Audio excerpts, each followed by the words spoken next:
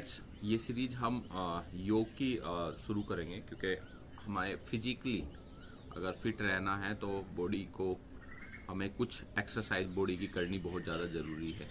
तो सबसे ज़्यादा आज के टाइम में जो हम पेशेंट्स को देखने में आ रहा है, पेशेंट्स का देखने में आ रहा है, वो आ रहा है रीढ़ की हड्डी सीधी ना होना, रीढ़ की हड्डी कर्व होना। अगर रीढ़ की हड्डी कर्व हो जाती है तो उससे संबंधित जो भी ऑर्गन्स हैं वहाँ पर प्रॉब्लम्स होनी शुरू हो जाती है। जैसे अगर आज के टाइम में हमारी जो दिनचर्या है, हम सुबह से शाम तक क्या करते हैं, सुबह से शाम तक हमारा जो पोस्चर है वो गड़बड़ होता है। हम बैठते हैं, सीधे नहीं बैठते हैं। हम कैसे बैठते हैं? कर्व करके बैठते हैं। ठीक है। हम मोबाइल देखते हैं, लैपटॉप या डेस्कटॉप पे काम करते हैं, तो हमारा जो सर्वाइकल हड्डी है, तो सर्वाइकल हड्डी झुक जाती है। सर्वाइकल हड्डी झुक गई तो क्या होगा जी, हमें सर्वाइकल की प्रॉब्लम होनी शुरू हो जाएगी, हमें चक्कर आने शुरू हो जाएंगे और हमारे सर्वाइकल जो स्पाइन है, ठीक है, उसमें कर्व आना शुरू हो जाएगा। उसके साथ साथ जो है आपका जी, अगर उससे थोड़ा सा नीचे आपकी रीढ़ की हड्डी के ऊपर कर्व आना शुरू हो गया तो आपको फेफड़े से संबंधित बीमारी हो सकती है, आपको सांस आने में प्रॉब्लम्स हो सकती है। ये सारे सिम्टम्स आपको हो सकते हैं। अगर लंबर वाली स्थिति आपकी रीढ़ की हड्डी में कर्व आ गया है तो आपको पेट में दर्द होना शुरू हो जाएगा, आपका आमाशय ठीक से काम नहीं करेगा, आपको लीवर पे प्रेशर होगा, आपकी पित्त की थैली के ऊपर प्रेशर होगा। मेरे पास अभी कुछ पेशेंट्स ऐसे आए हैं जिनको ये कर्व हुए हैं और इन कर्व की वजह से नॉर्मली वो ज़्यादातर अल्ट्रासाउंड कराते हैं या और ब्लड टेस्टिंग कराते हैं तो उनमें कुछ भी नहीं आता है।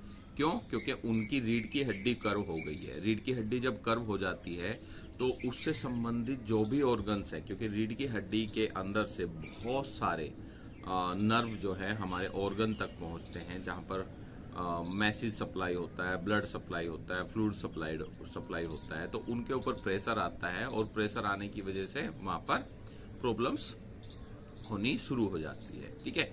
उसके साथ साथ जो नीचे वाली जो हमारी रीढ़ की हड्डी का जो नीचे का हिस्सा है, अगर उसके ऊपर कर्व आना शुरू हो जाता है तो हमें पेन होना शुरू हो जाता है। ठीक है। लंबर और ये पेन होना, दर्द होना शुरू हो जाता है और उससे संबंधित जो ऑर्गन है उनके अंदर प्रॉब्लम आनी शुरू हो जाती है। उसके साथ साथ अगर आप सीधे नहीं बैठते हैं, आपकी सीधे नहीं चलते हैं, एक साइड झुक करके चलते हैं, ठीक है, तो ये भी आपको प्रॉब्लम्स कर सकता है।